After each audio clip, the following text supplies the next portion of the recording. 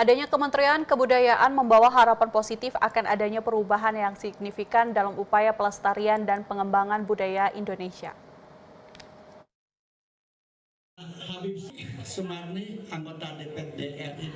Berbagai kalangan menyambut baik adanya kementerian khusus yaitu Kementerian Kebudayaan dalam pemerintahan Prabowo saat ini.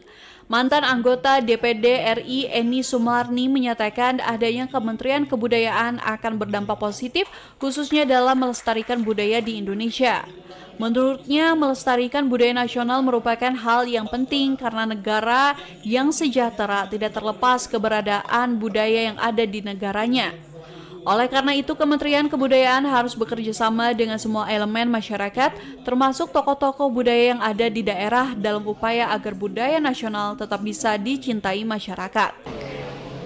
Adanya Kementerian Kebudayaan itu sendiri yang terpisah dari Kementerian Pendidikan, karena pengalaman saya selama 2 periode di DPD RI itu masalah budayanya itu sering tersisihkan dari urusan pendidikannya itu sendiri yang sangat kompleks ya.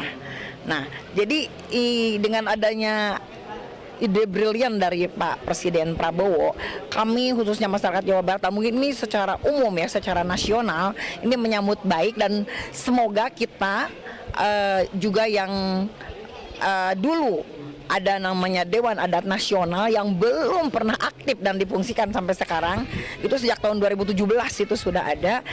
Semoga dengan Pak Menteri Fadlizon ini diaktifkan. Pernyataan Eni Sumarni disampaikan kemarin saat hadir pada silaturahmi Menteri Kebudayaan dengan Majelis Musyawarah Sunda. Pada pertemuan tersebut diberikan cindramata kepada Menteri Kebudayaan dari berbagai tokoh masyarakat Jawa Barat.